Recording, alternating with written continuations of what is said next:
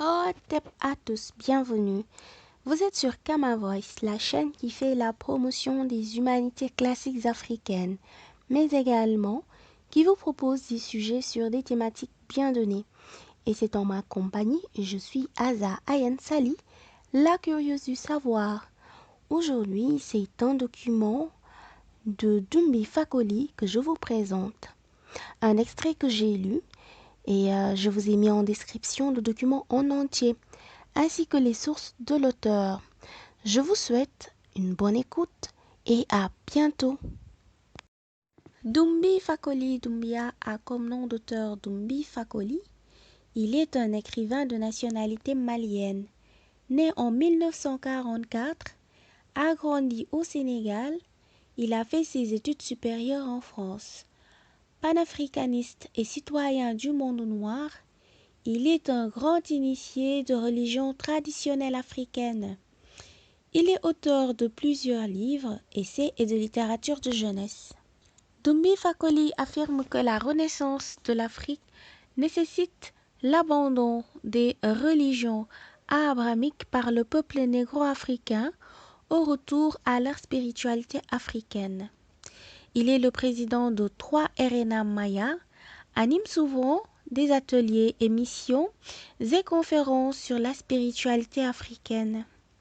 Je vous ai mis en description les liens pour avoir accès à certaines de ses œuvres. Alors, sachant que les Kamites sont les civilisateurs de l'humanité, l'existence d'un Dieu ne nous est pas inconnue du tout. Et nous allons le voir avec ce document écrit par Dumbi Fakoli qui a pour titre « Dieu est né à Kamita en Afrique noire ».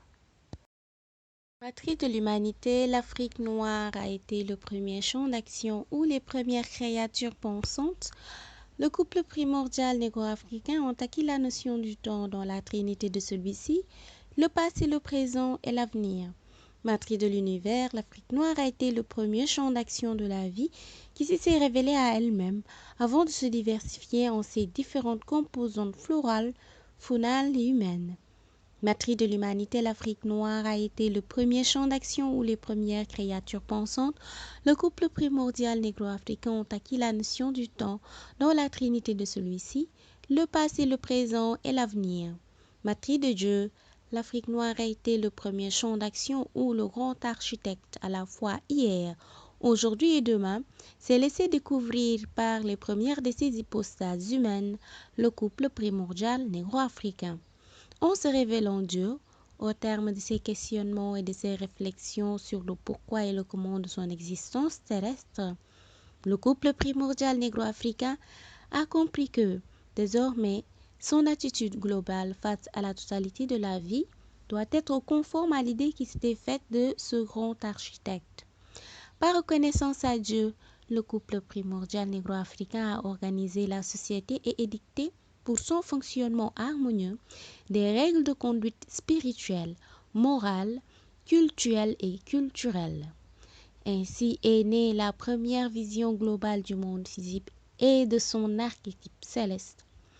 Diversement appelée, elle a porté contenu, porté les noms, us et coutumes ainsi que traditions, malgré la science raisonnante décidée, vaille que vaille, à remplacer ces derniers par les termes religion et civilisation. Terminologie récente créée pour semer la confusion, la religion et la civilisation véhiculent le même contenu que les us et coutumes ou la tradition, c'est-à-dire l'ensemble des comportements et attitudes propres à un peuple dans sa relation à Dieu, à lui-même, à ses semblables, à son environnement visible et invisible, c'est-à-dire l'enseignement des cérémonies commémoratives destinées à entretenir la mémoire du passé. Parce que le couple primordial négro-africain a été le premier découvreur de l'existence de Dieu, parce que le couple primordial négro-africain est le géniteur de l'humanité dans toutes les composantes raciales de celle-ci, parce que, enfin, le couple primordial négro-africain a sillonné le monde. À l'évidence, ses spéculations théologiques et ses réalisations morales, culturelles et artistiques sont antérieures à toutes celles de ses descendants. Ayant perdu sa mélanine comme le couple primordial négro-africain, Dieu a pris des couleurs et l'enseignement initial élaboré pour l'honorer a été interprété et adapté à d'autres réalités en même temps qu'il était détourné de son objectif premier, c'est-à-dire le service de l'humanité. Cependant, ce Dieu-là, qui reste l'unique Dieu, auteur de la création ainsi que son découvreur négro-africain, continue de marquer de leur empreinte indélébile toutes les religions existantes.